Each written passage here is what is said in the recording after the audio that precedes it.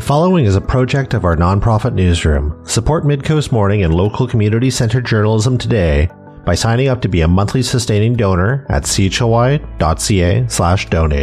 It doesn't take much money to support local news. Hello and welcome to Midcoast Morning. I'm Joe Pugh. The community on Gabriola Island is mapping out how it will move through the next 25 years. Attempts to address impacts from climate change, an aging population, and a lack of diversity of housing options need to take into account environmental concerns specific to Gulf Islands. Locally, Gabriola is governed by the Islands Trust, a special form of government created by provincial legislation in 1974. The Trust's mandate, as written in legislation, is in part to preserve and protect the Trust area and its unique amenities and environment for the benefit of residents of the Trust area and of the province generally. Gabriola is undergoing the first substantial update to its official community plan since 1997. Gabriola Island Trustee Tobi Elliot joined me in the CHLY studio to talk about shaping how the community will change over the coming decades. I'm Tobi Elliot. I'm a locally elected trustee on Gabriola Island. So I work in local government, land use planning for the Islands Trust. And I'm also a vice chair. So I get to serve in 4 other communities down in the Southern Gulf Islands and up in Lasqueti. So I have quite a range of Islands Trust experience. And the Gulf Islands are changing, they're evolving. Gabriola Island is maybe reacting to some of that change. It's working on a big revision of its official community plan, looking at the year 2050, imagining what it will be like. What is the story behind this community plan update? Well, that's great. This comes around once every 25 years. It's a big endeavor to update an official community plan.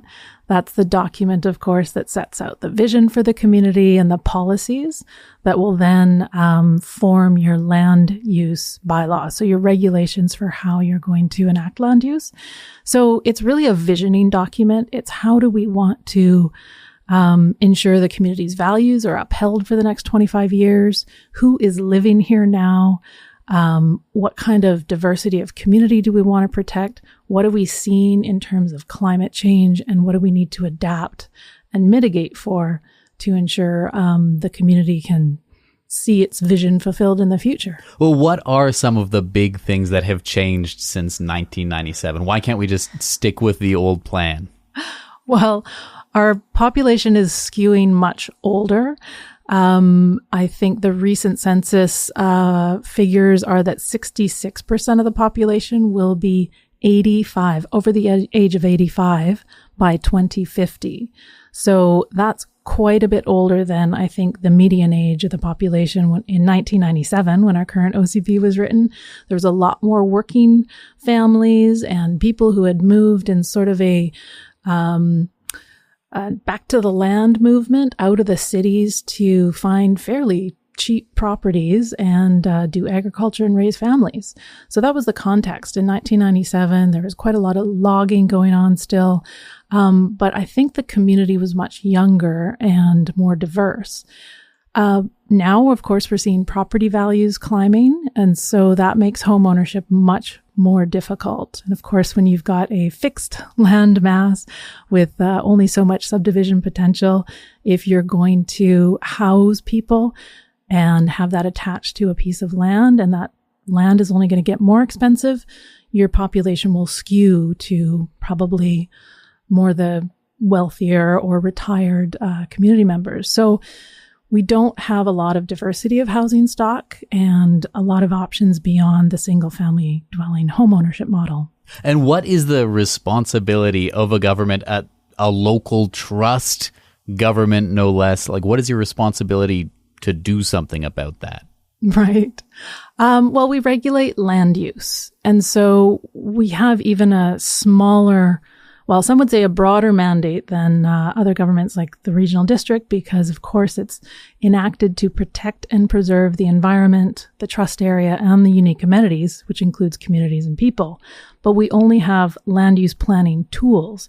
So land use as in regulating the size of lots, how many dwellings can go on a lot, where do you concentrate commercial or industrial development, and then the sort of the space in between is the water science and sort of the available resources of the land. So calculating that is kind of beyond, well, what any local government is really able to do. But we've been very lucky in that we've got some good water scientists and great partnership with the regional district of Nanaimo to be able to determine where those water resources are and where we're vulnerable. So we are doing some innovative stuff with land use planning to figure out and map out areas that are appropriate for development or more intensive development, and where we should stay away and need greater environmental protection. And this is a subject that has, maybe it's fair to say, been somewhat controversial in the governance of the Gulf Islands, in that the government has this special mandate to protect the environment. And you've just described all of the kind of demographic pressures, the pressures on housing, and these two could maybe be in conflict with each other. The desire or the need, if it's fair to use that word, to evolve and change the housing options and the housing stock, versus this idea that maybe like any new housing is in some way going to be detrimental to the environment. How do you move past that? Well, it is really a challenging conversation, especially if you look at it in these polarities or these isolated realities. It's not that development equals bad. It is the kind of development that we want to see happen, that we want to enable through innovative, proactive policies, and the kind of, I'd say, development that has a negative impact on the land base or is just going to keep really impacting the water table or the ecosystems, then we have to discourage that kind of development.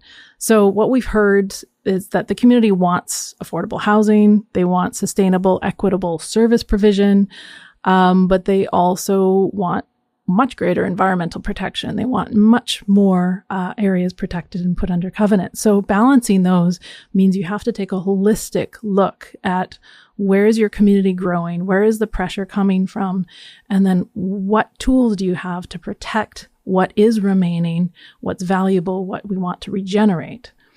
And I would imagine that to move past that sort of binary you described, where you look at development is bad versus we need housing, you need to have some kind of data that you're working with. You need to know, like, what is the carrying capacity of the land, etc. I know one of the potentially contentious issues is the water supply as a finite resource. I know the Islands Trust is working on a survey of the water table. Can you tell me just what exactly you know about how much water you have on Gabriola? Well, we are doing a groundwater assessment, the water balance assessment. This is going to be the first to sort of establish a new kind of methodology that calculates water in and water out. And Gabriola is the first island that we're going to test this new methodology. So $50,000 of the OCP budget, leaving only $22,000 left. This is a very small budget for a massive OCP review. But $50,000 is being allocated for that water balance assessment. So this is a metric to determine the water cycle, community influence, environmental variables that collectively affect the availability and distribution of water. So of course, we've got lots of sandstone, lots of different ways that the water flows through the cracks in the rocks and the fissures, and it needs to be mapped out. And we also need to understand where are the areas of intense pressure, vulnerability to saltwater intrusion, and where's the groundwater just not going to be available for more development. So that kind of mapping is the most important layer, I would say. And then we've got, on top of that, several more layers of suitable land analysis. And so that sort of is is going to be happening in tandem. We're going to see this methodology, suitable land analysis, coming out, I think, by the end of March. And that's collecting and processing data sets related to sensitive ecosystems, again, the groundwater vulnerability and other environmental factors, and then using computer modeling to overlay and show where the built environment is. And so we can then determine zones that can handle more development in appropriate areas. Could you translate some of that work into the context of, people might hear about there are trucks taking water onto Gabriola because it's the summer and they've just run out for the season? Yes. So when you're developing policies, a big policy would be that sources of groundwater are protected and ensure that we can replenish them, right? And so you want to have then a regulation that perhaps would say a cistern must be attached to every new build that is capable of this much capacity. But if you rely only on cisterns, of course, and rainwater catchment, you're going to run out when that supply is depleted, typically in the summer, and that's when we see the trucks coming over. So there does need to be a reliable supply of groundwater in order to ensure that supply of water for development, right? So we're balancing those needs. You can't make such a harsh policy that says only rainwater collection. Of course, that's just not reasonable for every house. But we're going to encourage alternative sources of water wherever possible if we're going to increase the intensity of development on land. We've talked a little bit about how maybe the changing demographics, changing just because everyone gets a year older every year, impact the housing situation on Gabriola. How does it influence the local economy? Like, what is your view, working with the government as a trust, on what the role, the importance, the nature of the economy of Gabriola is? Well, we have actually seen more young families moving, I'd say, to Gabriola since COVID. The elementary school is not doing too badly. I don't know what the numbers are now, but there was quite a little surge in young families moving to Gabriola.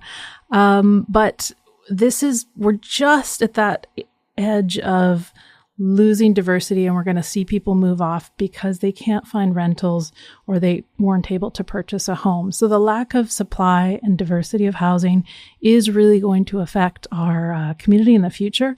Single family home ownership on an island with very limited number of lots to be sold, again, is just not going to allow for that diversity of working people and farmers and farm workers.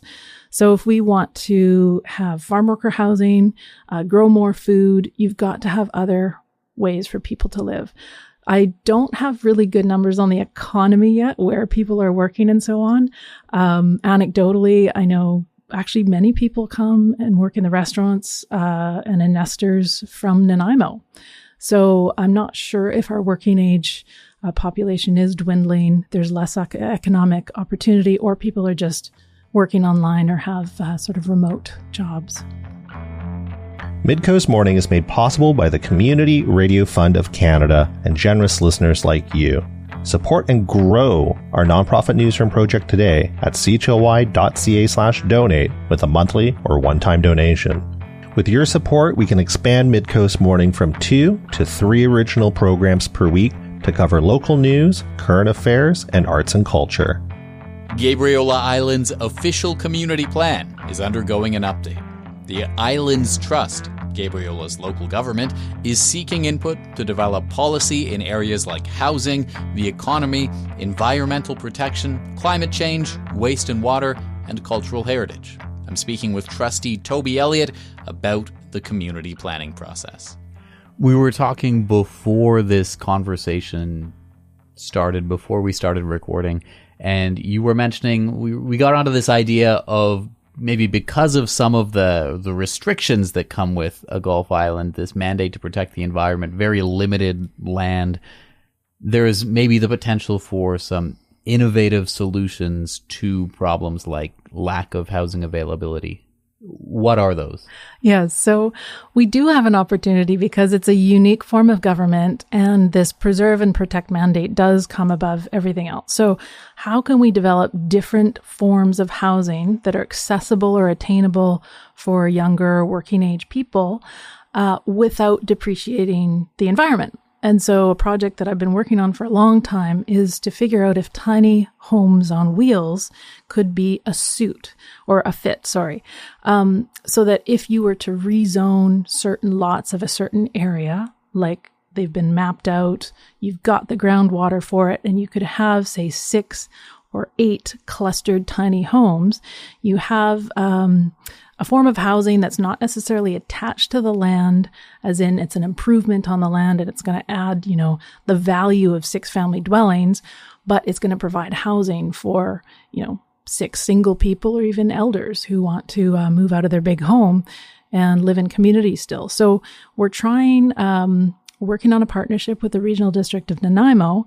We've got a technical working group struck to determine if we can actually recognize tiny homes on wheels as dwellings. That would have to be recognized in our official community plan. And then how the siting and use and where they would be placed. Are they just a replacement for accessory family dwellings? Or could we cluster them, these multiple low impact homes, to allow for a greater housing stock that's not necessarily one house per lot? What is the challenge there? Like, what are the barriers to having tiny homes as things are written right now? Well, there are some models that work, like the manufactured home model does work. It still requires a foundation. So the difference with tiny homes on wheels means you're not digging a foundation, which in the Gulf Islands, with the huge amount of indigenous cultural heritage sites, like everything is honestly considered sacred. And so the less digging that we can do, probably the better. And yet the BC Building Code of Canada will not recognize something on wheels as a dwelling. And so we've got this sort of loop where people are living in them, but they're not regulated as dwellings. And so you're not ensuring health and safety standards. Like, what standards are they built to? Is it CSA, sort of the vehicle RV standard? Or are we going to develop maybe here's the modifications to the building code that would allow these things, and here's how it's affixed to the ground so that it's safe. So it's really the health and safety issues, and where it can't meet the building code or isn't considered a dwelling, that's where we're trying to break through and figure out a regulatory framework that could work. And maybe part and parcel of this, the issue of homelessness on Gabriola. The facts on the official community planning processes website suggest that 1 in every 90 residents of Gabriola is currently unhoused. That could include people who are like crashing on someone's couch or like living in their cars. Can you tell me more about that situation on a Gulf island? Yeah, so we have one social service agency that's totally grant dependent, People for a Healthy Community. And so it's got a food bank and a grocery program and hot soup. And so a lot of the stories of people struggling with homelessness come through anecdotally through them. And they are located on a property that's called the Commons. And in the back of the Commons, there is a big forested area. And we don't know the numbers, but there are people who live there in tents and somehow survive. So we do have an issue of people struggling with homelessness for sure. And again, I don't think we're going to be able to provide affordable housing as in another multifamily dwelling unit that's geared to low income people. I don't think that's appropriate for Gabriola Island. But again, if we had more diversity and more types of housing, then we're going to definitely have a better chance at housing those people who are struggling with it. I know this community visioning process has been ongoing for some time, and you've already had some public consultation. What are the things you're hearing from the people who live on Gabriola about what they want to see? Yeah, so the big concerns, I would say, that people have expressed, environmental protection is still a central interest. So stewardship, sustainability are identified as key values. So related goals to that include protecting biodiversity, reducing climate change impacts, water conservation, protection of freshwater recharge areas, protecting wildlife corridors, prioritizing fire resilience. So all of these things that have to do with the ecology and the place that we live in, that came out really strongly as people want those things protected and enshrined. But on the other hand, like you said, workforce housing, affordable housing, any housing for vulnerable populations is really a core concern. People being able to age in place. We are already seeing pressure on our one medical clinic, and people needing to probably come to Nanaimo for most of their services. So if you've got an aging population that wants to age in place, what is that going to look like?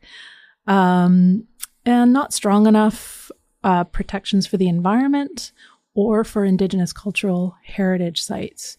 That was, I think, a really, it was great. It was aspirational in our current OCP of how cultural heritage was to be protected. But I think at the time in the day, it was all sort of put off to the archaeological branch. Oh, it's just ARC sites and that's protected through a provincial process. Whereas what we understand now is basically all land is sacred. And there are many, many, many sites on Gabriola that may not be identified ARC sites, but have very strong significance for Snuneymuxw First Nation. So having their input into how do we protect those areas and what does that look like is really key. And we're having those conversations and it's going well. SFN has been very keen and involved so far in the process. And I understand people still have a chance to contribute something to this, to share their input. How can they do that? Well, we've got, of course, an OCP-specific survey on now. So that's asking questions about specific policies around housing, protection of the environment. So sort of taking the what we heard, here are the big goals and the big values that we've identified. Now here's some specific ways this could work out. So a survey is on now until March 31st. There's also focus groups. So we've got all these key areas: climate change, environmental protection and sustainability, housing, the development of DPAs, development permit areas. We've got specific focus groups for each of those, and we've really emphasized we want a diversity of viewpoints. So they're actually constructed so that we've got sort of a range of people giving input.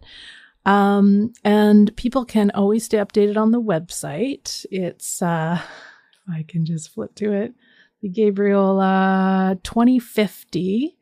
And it's got a bunch of, really great explainers and sort of discussion guides on it with some great facts and everything.